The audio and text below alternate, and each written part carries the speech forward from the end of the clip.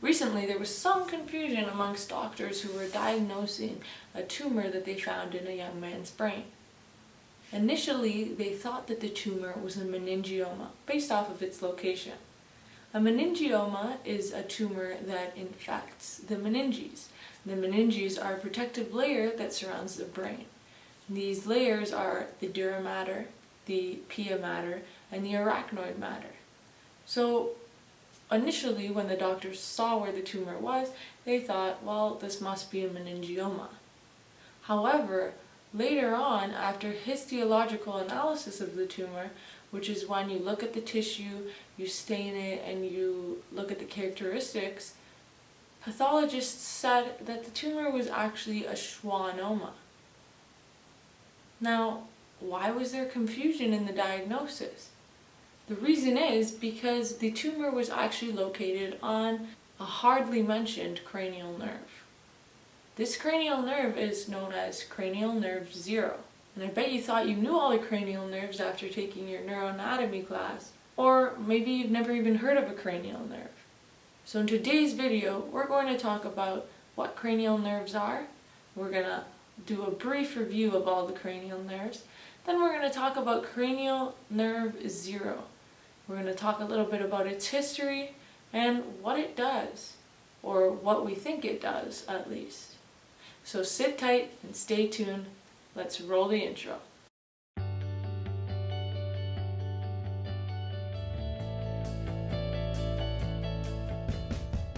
Cranial nerves. If you look up the definition of cranial nerves, you'll see something saying cranial nerves are a pair of 12 nerves, and they can be seen on the bottom of the brain, and some nerves bring information from sensory organs, other nerves control muscles. Basically, this definition is saying that there are only 12 nerves, and if you took neuroscience or you took a neuroanatomy course, or maybe just a general anatomy course, you probably learned about these 12 cranial nerves. You might have memorized them with some sort of funky acronym. For me, it was, oh, once one takes the anatomy final, very good vacations seem heavenly. But all that can be thrown out the window, because there are actually 13. Cranial nerve 0 was discovered a little later, and it's still not really talked about in anatomy textbooks. So maybe don't throw out what you know about the others, but now we just have to add to our library of information. For those of you that know nothing about the cranial nerves, let's talk about them. So I already said my funky acronym. Oh, once one takes the anatomy final, very good vacations seem heavenly. That's 12. The first one is the olfactory nerve. And the olfactory nerve is important for the sense of smell. We actually talked about it a bit in our anosmia video, where we talked about why COVID-19 might be causing loss of the sense of smell. Well, the olfactory nerve connects to olfactory receptor neurons in our nose and helps bring that information to the brain.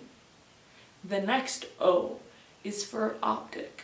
Now, the optic nerve is for vision, and it connects from our eyes right in the retina all the way to our brain to deliver optic information from our environment to our brains. And the third O is ocular motor. And ocular motor is for movement of the eyes. So we have these muscles all around our eyes. There's actually 6 of them. And the ocular motor sends information to these muscles to help with the movement of our eyes. Particularly, it involves the eye muscles on the sides and the top and bottom. So we can look up and down and left and right. The next one is the trochlear nerve. And it's a very thin, fine nerve. If you've ever done a brain dissection, it's a little bit harder to identify. But basically, this one is also involved with movement of the eyes. It connects to a muscle called the superior oblique muscle that helps with the rotation of the eye on its axis. So if you tilt your head like this and you look at a partner who's doing that, you'll actually see that their eye moves to stay parallel to the environment. So if you tilt your head, your eye will move so that you can take in the environment in the right plane. After that, we have our other T, which is trigeminal. Trigeminal is involved with sensation of things like teeth, your face, and your sinuses. It's also involved with the motor muscles of mastication, and mastication is chewing. So the trigeminal muscles help control our chewing. Next we have A, which is for abducens, and the abducens nerve actually helps with eye movement as well, and it's involved in the external rectus muscle or the lateral rectus muscle, which is on the side of the eye here, to help pull your eyes to look outward. Next we have F for facial, and facial is really easy to remember. It's involved with motor movement of facial muscles. So any facial expression you make would involve the facial nerve. Next we have V for vestibulo cochlear, and if you know what the cochlea is, it's a little organ inside our ear that helps with hearing, and so sound waves travel through this little snail-shaped structure, and based on where they vibrate on the membrane, we can figure out what the sound is. So that's one part of the vestibulocochlear nerve. Vestibule, or the vestibular system, is a system that involves balance, which is also involving an organ in our inner ear. This organ, when we twist our head, fluid moves around in it and it helps us know where we are located in space. Next we have the glossopharyngeal nerve. And the glossopharyngeal, if you think of glosso, and you know what a glossa is, that's a tongue. And pharyngeal is here in the neck, so we have pharyngeal musculature, which is controlled by the glossopharyngeal nerve. We also have muscles in our tongue and sensory neurons in our tongue, and so the glossopharyngeal involves movement of the pharyngeal muscles as well as sensation of things like taste or sensation on the tongue. Next we have the vagus nerve, which regulates a lot of our functions such as our heartbeat, things in our lungs, our bronchi, our gastrointestinal tract, so things that we don't really have conscious control over. It also has sensory neurons in our heart, lungs, bronchi, trachea, larynx, pharynx, gastrointestinal tract, and external ear, so that we can respond properly to our environment. For instance, if there's some sort of chemical that we breathe in, or if we're breathing in more carbon dioxide, there are sensors in the bronchi of our lungs that will pick up that information and change our breathing rate through communicating with the vagus nerve. Then we have spinal accessory, and the spinal accessory is involved with control of muscles around our neck. And finally we have hypoglossal. Hypoglossal is for muscles of the tongue. So we had our glossopharyngeal, which is for the sensory receptors in the tongue, and then we have hypoglossal, which is for the muscles in our tongue. So that's all of them, right? Wrong. We know now that there's actually a terminal nerve, or the nerve nulla, or cranial nerve 0. There was actually a debate for a long time whether it should be called cranial nerve 0 because it comes on before all the nerves in location, or if they should call it cranial nerve 13 because it was discovered after all the rest. But we settled on cranial nerve 0, which is good because I feel like students all around the world would be confused if we called it cranial nerve 13 and it actually preceded all the other cranial nerves in location. So what's the history of cranial nerve 0? So the cranial nerve 0 was actually discovered by Fritsch in 1878, and he found the nerve in sharks. It is visible in the human fetal state, but it is less obvious in adults. This nerve isn't included in many anatomy textbooks, so a lot of people don't even know about it. It's not even included in the 40th edition of Gray's Anatomy. And I'm not talking about the TV show, I'm talking about the anatomy textbook. In 1905, it was discovered in human embryos, and it was named Nervus terminalis by Loki, and they realized that this nerve was a structure apart from the olfactory system. So because it is so close to the olfactory nerve, a lot of times people confuse it with olfactory nerve. But it is not really part of the olfactory system. In 1914, it was first observed in adults, and they saw the fibers that go along the gyrus rectus. So the gyrus rectus is under the brain, you can see it in this image here, but basically the fibers of the cranial nerve 0 go along the gyrus rectus towards the center of the brain. And they join the brain at the medial olfactory stria. Like the olfactory nerve, cranial nerve 0 travels through the cerviform plate, which is a bone that separates the nose from the brain. So we have our nasal cavity, and then we have our brain, and there's this bone, and the nerve goes right through that bone into the nose. In 1989, it was observed that cranial nerve 0 has been gonadotropin releasing hormone elements. And so with that, it was proposed that perhaps it has some sort of neuroendocrine role.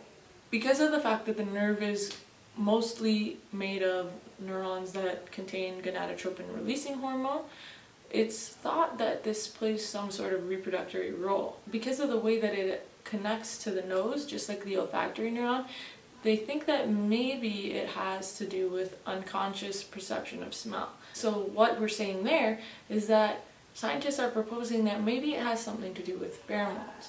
And pheromones have long been debated as to whether or not humans can actually use them, or if it's a trait that no longer serves a purpose. But with cranial nerve 0, we're thinking that maybe it is involved with the sensation of these pheromones, and because of its connection to reproduction, maybe it has a role of using pheromones for mate selection, or maybe it has a role for neuromodulation of reproductive functions. Now, cranial nerve 0 actually is involved with the hypothalamic pituitary gonadal axis.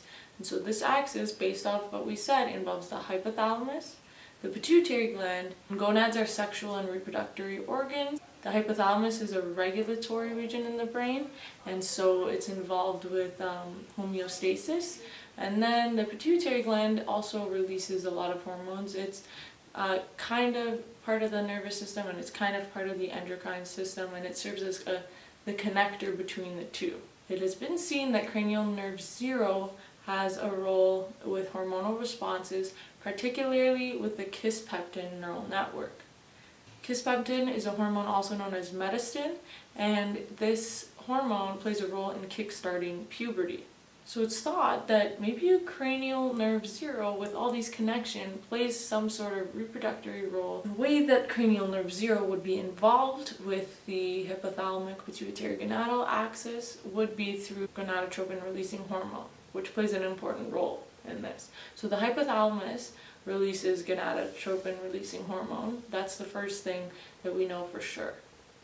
This leads to the release of luteinizing hormone and follicle stimulating hormone from the adenohypophysis. So the hypothalamus releases gonadotropin releasing hormone, which causes the release of luteinizing hormone and follicle stimulating hormone, two hormones which are important for reproduction and sexual functioning. So this is regulating sex steroids. Because cranial nerve 0 is mainly composed of nerves that have gonadotropin releasing hormone, it's thought that this nerve is involved with the nasal mucosa and can cause neuromodulation of sexual behavior. Now, cranial nerve 0 is kind of a neglected cranial nerve. There hasn't been a lot of research done on it compared to the amount of research that has been put into the other 12 nerves. So a lot of this is just hypothetical, but that tends to be the way it is with science. But at the end of the day, we think that cranial nerve 0 plays some sort of role in reproduction, and through its projections to the hypothalamus with the kisspeptin neural network, in which the kisspeptin neurons in cranial nerve 0 cause the release of gonadotropin releasing hormone from the hypothalamus, we think that maybe it is involved with reproduction through this axis. Now, the whole thing that was said about pheromones is something that still needs to be looked into further, because we don't even know if humans actually rely on pheromones at all. Some people argue that there is this organ called the vomeronasal organ, which is a chemosensory organ in the nasal cavity that senses pheromones and causes a reaction to pheromones. Those that believe that the vomeronasal organ actually serves a function and isn't actually just a vestigial organ actually think that cranial nerve 0 is probably the nerve that is interacting with this organ and helping with the sensation of pheromones. We don't know. That's the best I can do for you. The fact is that we actually don't know the role of cranial nerve 0 solidly enough to say, yep, that's it. So we still need to do research on cranial nerve 0, and it's something that we should bring forward into anatomy textbooks, because cranial nerve 0 actually has importance for surgical consideration. Just like the case we talked about, surgeons and doctors didn't even think that it was a schwannoma. They initially just thought, oh, this is a meningioma. but also the nerve shares fibers with the olfactory nerve. So if there's a surgeon doing surgery on the olfactory nerve, it's important that he doesn't interrupt cranial nerve 0, especially if we think that it has some sort of reproductive role, because maybe damage or lacerations can cause compromises in the functionality of the nerve. In fact, in animal studies, it was shown that lacerations of cranial nerve 0 cause gonadotropin releasing hormone deficiencies, but there hasn't been clinical support on this statement. It could also be clinically significant in something like Kalman syndrome. Kalman syndrome is a genetic disease in which people have hypogonadotropic hypogonadism. With that, they also have hyposmia or anosmia. And so this is some sort of genetic reproductive disease that's affecting the levels of gonadotropin releasing hormone in the body, but it also causes anosmia or hypoosmia. So anosmia, we talked about, is the lack of the sense of smell. And so if you think about the nerve, cranial nerve 0 and the olfactory nerve, how they're so close together, we can say that maybe there's some sort of developmental issue in this area of the brain that's affecting those nerves that are so close to each other. Or maybe the olfactory nerve isn't actually the nerve that is responsible for anosmia. Maybe it's always been cranial nerve 0. But something that goes along with anosmia, some comorbidities, include depression, reduced sexual drive, and impaired recognition of emotion. So, with those symptoms, especially the reduced sexual drive, we think that maybe cranial nerve 0's reproductive role and its location within the cerebriform plate could mean that it is involved with anosmia. Like I said, research still needs to be done on the matter. Hopefully this video taught you something new. Now you know about cranial nerve 0, and maybe if you haven't taken an anatomy course yet, if you do in the future, you can be that one keener kid that tells the professor, hey, you know there's actually 13 cranial nerves? See if they even know about it, because it's a very neglected nerve. That's all for today's video. Hope you liked it. If you did, give us a thumbs up. Make sure you comment any questions you have down below and subscribe for more videos every Saturday. Thanks for watching.